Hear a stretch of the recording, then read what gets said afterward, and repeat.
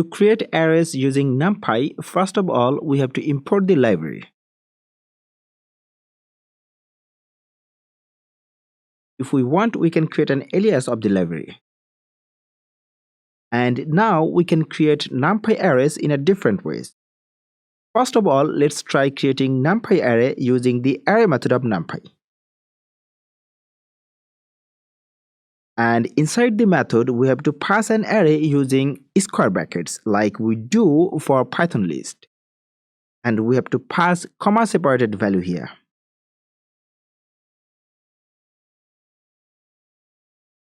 And now let's run the program to test. Great, we can see the output. And we can see the array element is type of integer.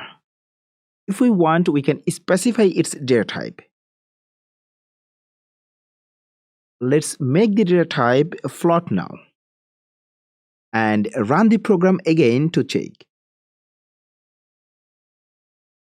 Great. This time we can see the array element is type of float. Well, we can also create an array using the empty method.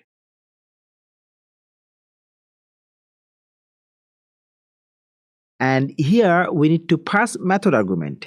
Let's say we want an array with 10 elements. And we can see the array has been created with 10 random values. Well, if we want, we can create a multi-dimension array using the empty method. Inside the method arguments, we have to just pass the number of elements and the number of dimensions. Or we can say the number of rows and columns. Let's say we want an array with number of rows 3 and number of columns 5. And we have to pass the number of rows and columns using square brackets. So we can say square brackets, and inside the square brackets at our first position we will pass the number of rows. Let's say we want an array with 3 rows and 5 columns. Now let's run the program to test. Great. We can see an array has been created with number of rows 3 and number of columns 5. We can also create NumPy arrays using the I method. And here if we pass single argument, then it will count both for rows and columns. So if we pass 3, then it will create an array with 3 rows and 3 columns. And if we pass 2 arguments, then the first argument will count for number of rows and the second argument will count for number of columns. So let's say we want an array with number of rows 3 and number of columns 6. Well, by default, the I method creates an array with floating type data, but we can specify its data type like we did for array method.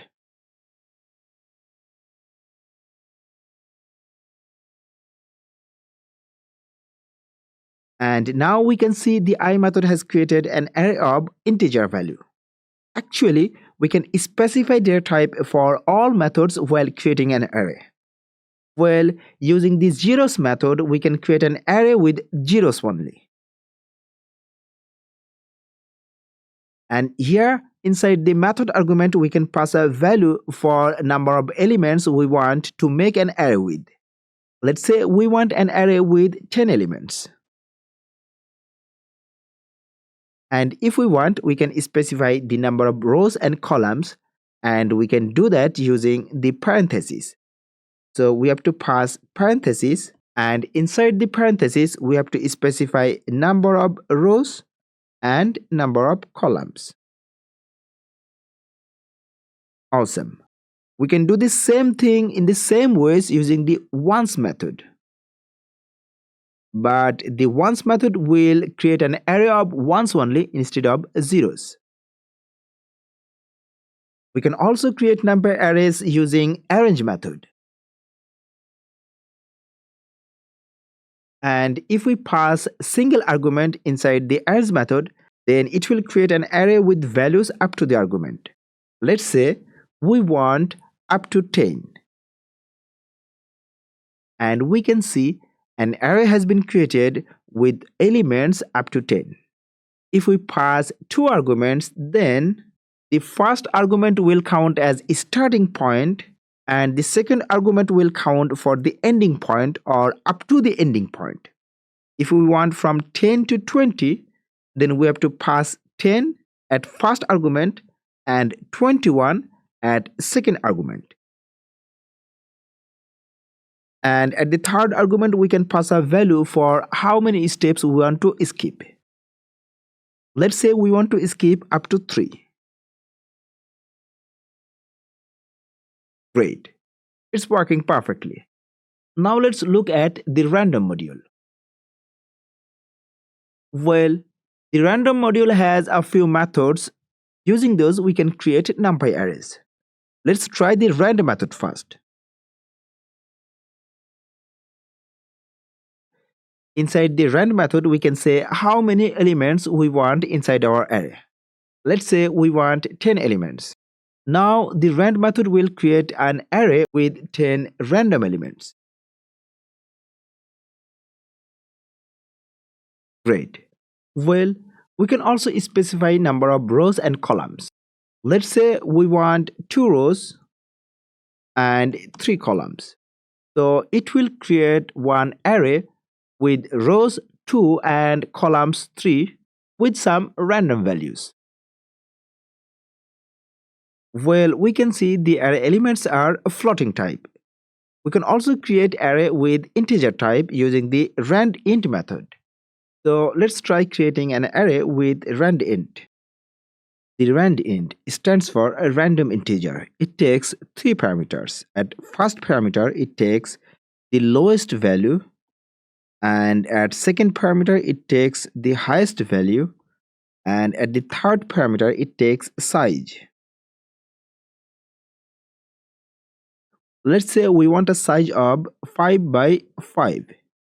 Now let's run the program to test. We can see our array is 5 by 5 and the minimum value is 0 and the maximum value is 9. Let's change the minimum and maximum value, or we can say the lowest and the highest value. Let's say we want lowest value 11 and highest value 50. Okay, let's make it 51 and check it again. We can see the lowest value is 12 and the highest value is 50. Now let's try the sample method of random module. And the sample method takes one size. We have to pass the number of rows, let's say 3, and the number of columns, let's say 5. Great. Now let's try the normal method. The normal method takes 3 parameters. First, the center value, let's say 50, and the scale or variation, let's say 5, and size, let's say 4 by 5. And run the program. Perfect. That's all about creating arrays for now. In the next lecture, let's learn about the array attributes and functions. But before that, do subscribe the channel and hit the bell icon and leave some great comments to inspire me for more great lectures. See you in next lecture.